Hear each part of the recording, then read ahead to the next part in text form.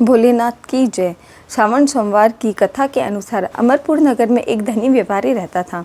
दूर दूर तक उसका व्यापार फैला हुआ था। नगर में उस व्यापारी का सभी लोग मान सम्मान करते।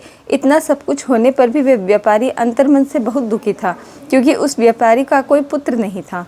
दिन रात उसे एक ही चिंता सताती रहती थी, उसकी मृत्यु के बाद उसके इतने बड़े व्यापार और धन संपत्ति को कौन संभालेगा।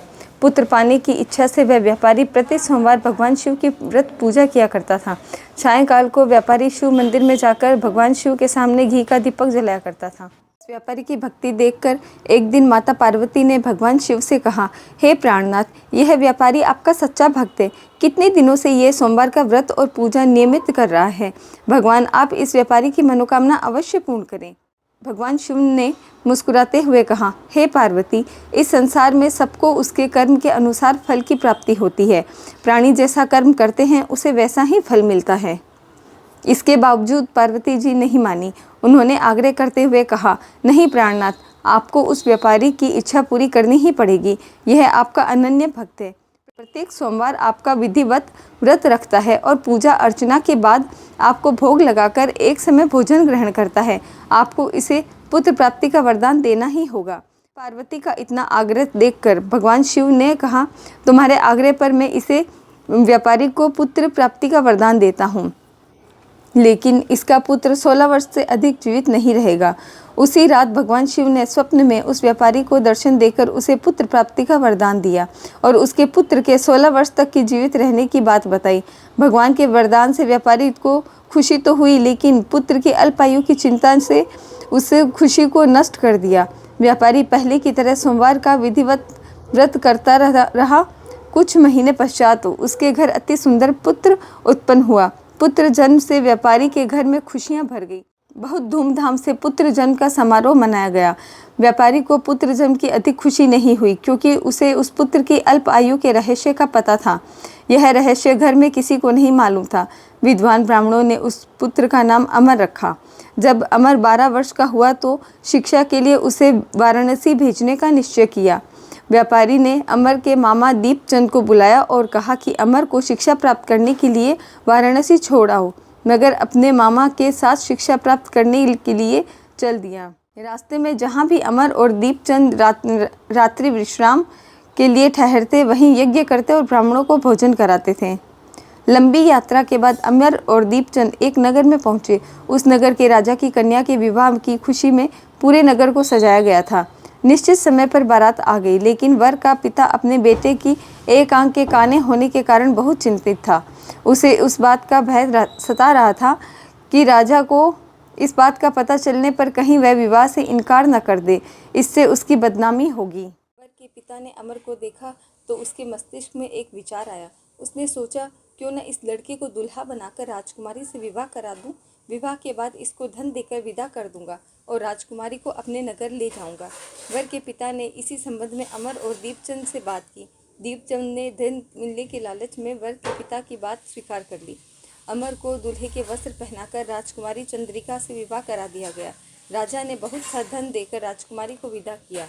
अमर जब घर लौट रहा था तो सच नहीं छिपा सका और उसने राजकुमारी की ओढ़नी पर लिख दिया, राजकुमारी चंद्रिका, तुम्हारा विवाह तो मेरे साथ हुआ है। मैं तो वाराणसी में शिक्षा प्राप्त करने जा रहा हूँ।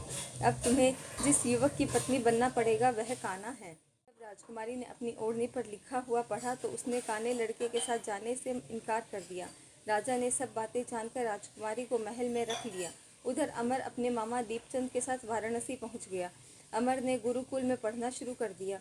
जब अमर की आयु 16 वर्ष पूरी हुई तो उसने एक यज्ञ किया। यज्ञ की समाप्ति पर ब्राह्मणों को भोजन कराया और खूब अन्न वस्त्र दान दिए।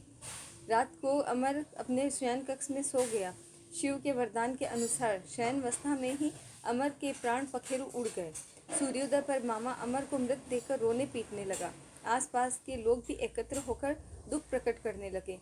मामा के रोने विलाप करने के स्वर समीप से गुजरते हुए भगवान शिव और माता पार्वती ने भी सुने।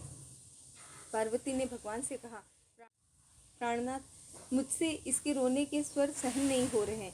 आप इस व्यक्ति के कष्ट अवश्य दूर करें। भगवान शिव ने पार्वती के साथ अदृश्य रूप में समीप जाकर अमर को देखा तो पार्वती जी से बोले, पार्वती, यह तो उसी व्यापारी का पुत्र है। मैंने इसे 16 वर्ष की आयु का वरदान दिया था। इसकी आयु तो पूरी हो गई है। पार्वती ने फिर भगवान से निवेदन किया, हे प्राणनाथ, आप इस लड़के को जीवित करें, नहीं तो इसके माता पिता पुत्र की मृत्यु के कारण रो रो कर अपने प्राणों को त्याग कर देंगे। इस लड़के का पिता तो आपका परम भक्त है, वर्षों से सोमवार का व्रत करते हुए आपको भोग लगा रहा है।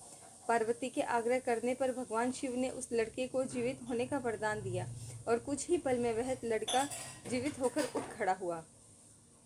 शिक्षा प्राप्त करके अमर मामा के साथ अपने नगर की ओर चल दिया। दोनों चलते हुए उसी नगर पहुँचे जहाँ अमर का विवाह हुआ था। उस नगर में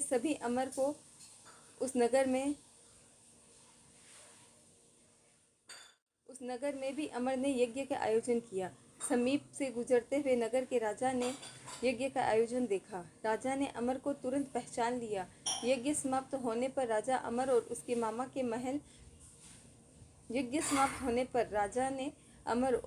मामा को महल में ले गए और कुछ दिन उन्हें महल में रखकर बहुत सा धन, वस्त्र, आभूषण देकर राजकुमारी के साथ विदा कर दिया।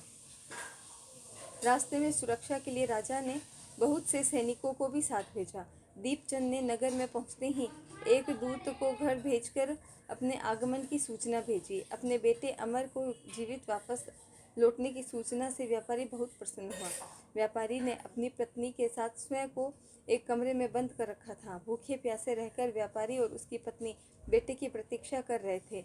उन्होंने प्रतिज्ञा की थी कि यदि उन्हें अपने बेटे की मृत्यु का समाचार मिला तो दोनों अपने प्राण त्याग देंगे।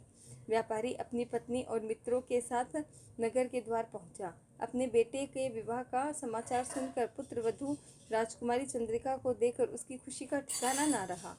उसी रात भगवान शिव ने व्यापारी के स्वप्न में आकर कहा, हे श्रेष्ठी, मैंने तेरे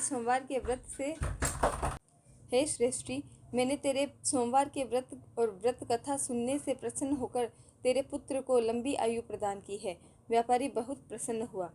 सोमवार का व्रत करने से व्यापारी के घर में खुशियां लौट आई। शास्त्रों में लिखा है कि जो स्त्री पुरुष सोमवार का व्रत विधिवत व्रत करते और व्रत कथा सुनते हैं और सुनाते हैं, उनकी सभी इच्छाएं भोलेनाथ जी पूरी करते हैं। बोलो ओम नमः शिवाय।